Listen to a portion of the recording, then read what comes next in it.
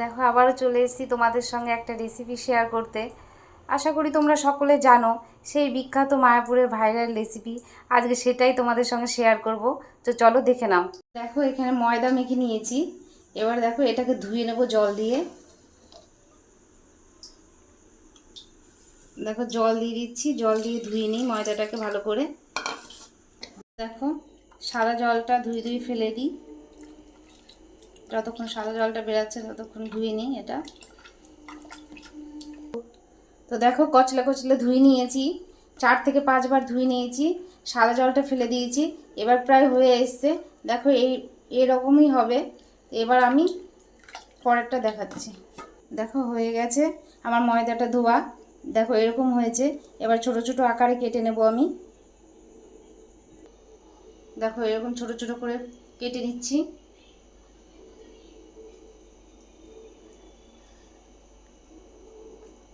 দেখো এই ছোট ছোট করে গোল গোল করে কেটে নিচ্ছি। দেখো গোল গোল করে ছিঁড়ে নিয়েছি, কেটে নিয়েছি গোল গোল করে। এবার আমি এটাকে তেলে ভেজে নিই, চলো। দেখো কড়াই চাপিয়ে নিয়েছি। এবার দিয়ে দিচ্ছি কড়াইতে তেল। সাদা তেল দিয়ে দিলাম। তেলটা গরম হোক। তো দেখো তেল গরম হয়ে গেছে। এবার আমি ভেজে নিচ্ছি এগুলো।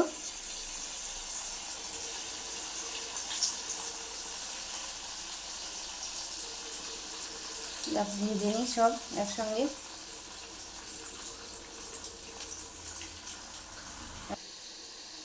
দেখো ভাজা হয়ে গেছে, লাল লাল করে ভেজে নিয়েছি। এবার এগুলো সব তুলে নিচ্ছি।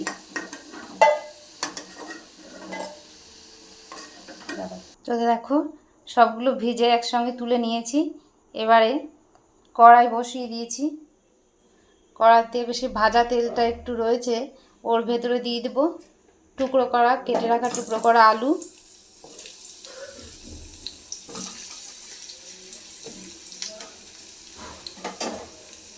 এবার আলুটা লাল লাল করে ভেজে নিই।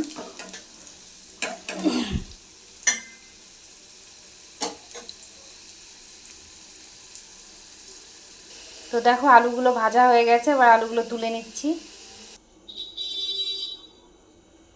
দেখো আলুটা উঠিয়ে নিয়েছি। এবার তেলের ভেতর দিয়ে দিচ্ছি তেজপাতা, তার শুকনো লঙ্কা, আর দিয়ে দিচ্ছি গোটা গরম মশলা। গ্যাসটা একটু বাড়িয়ে দিচ্ছি। এবার দিয়ে দিচ্ছি এর ভেতরে একটু জিরে, একটু চিনি দিলাম। এবার দিয়ে দিচ্ছি ধনে আর জিরে গুঁড়ো। এবার দিয়ে দিচ্ছি আদা, লাল কাঁচা লঙ্কা আর লাল লঙ্কা গুঁড়ো একটু দিয়ে দিই। তো দেখো এবার দিয়ে দিচ্ছি এর ভেতরে লবণ আর দিয়ে দিচ্ছি হলুদ। এবার নেড়ে চেড়ে কষিয়ে নিই ভালো করে।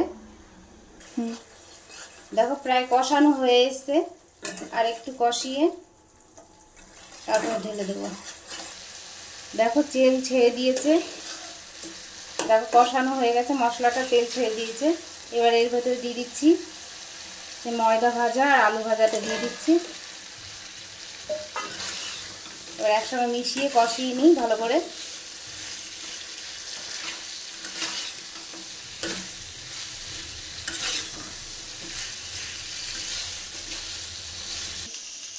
দেখো নেড়ে চেড়ে মিশিয়ে নিয়েছি, হয়ে গেছে এবার এটা। এবার এর ভিতরে দিয়ে দিচ্ছি জল। দেখো জল দিয়ে দিচ্ছি, দিয়ে দিলাম জল।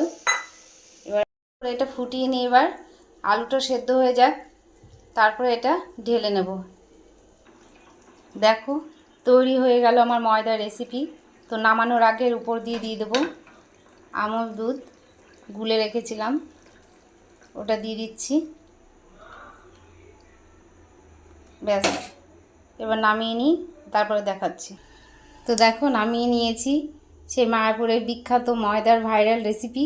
তো কেমন লাগছে দেখো, কেমন হয়েছে। আর যদি তোমাদের ভালো লাগে তাহলে অবশ্যই একটা লাইক, কমেন্ট, শেয়ার করবে। আমার পেজটাকে ফলো করবে। তো চলো বাই, টাটা।